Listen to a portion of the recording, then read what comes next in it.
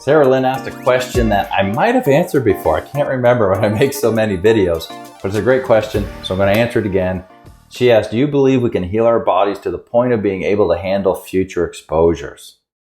Or is it more likely someone who has reacted so strongly with inflammation and chronic fatigue will need to be extremely diligent on avoidance? All right, so it's a great question, and some people do recover to the point that they're okay with future exposures.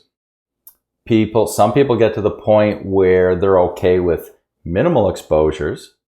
Some people get to the point where they're canaries in the coal mine and they will go into a store or a house or something, feel it's a problem, their body will tell them it's a problem, and it gives them time to get out so that they don't have a problem.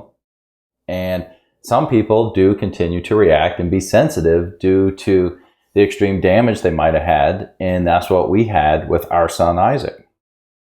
So he was an example of someone who was breathing it in and got hit very, very hard, and he still reacts even though his fungal colonization is down, his mycotoxins are gone. We've done some limbic system retraining, we've done all kinds of work, but if he gets too big of a hit, he still reacts with mast cell symptoms. Okay, the body just freaks out because it's like, hey, this was awful. I remember what happened and I smell it again. I'm being exposed to it again. I'm freaking out here. Okay, and that's why he's doing great right now, but we are doing an LDI with him to try to help lower and modulate that response. But he's one of those ones that were just hit so hard, and one of the made the most sensitive of almost anyone I've seen is our own son. And that's why I do this, to be able to help other people fast track through this. So there's so many different levels of sensitivity after this.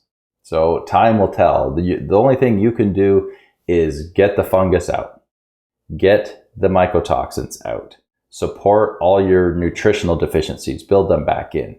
You work on detoxing in general, supporting the liver, the bile flow, kidneys, adrenals, lymphatic system, and making sure your house is clean. You just do everything right you can. That's all you can do. And then where your body lands, obviously some limbic system retraining. Like I was just talking to a lady this week that DNRS saved her life. She's able to function again. Now, does that replace remediation and getting rid of the mold in your body and dealing with things the right way? No. But there are people that are so sensitive that their immune system just goes crazy in an attempt to protect you, mind you. Your body's not attacking you. This isn't an autoimmune condition. The body's saying, I'm so scared of this. I know how much damage it's done. I'm going to, just throw the book at it, and your inflammation spikes and creates all those symptoms, right? So definitely integrate some DNRS if you haven't done that yet. Gupta or Annie Hoppers, or there's a few new ones out there now too. But how it all settles out is up to your body and based on how much work you've done. And this is a long process of undoing this damage. There's so many layers to address, and then hopefully you end up being one of the ones that can tolerate it without a problem. But there's so many different places you can be. Hey, being one of those people that can smell it and sense that there's a problem, it's like a superpower. And you can warn other people with that superpower. Say, hey, I just came into your house. I can feel that there's mold here. You might want to do an ERMI. See, you're now a superhero. All right. I hope that helps, Sarah Lynn. Do you have questions about mold in your home or body? Book a consultation with Matt, aka the Mold Man, to guide your home and body to the next level of healing.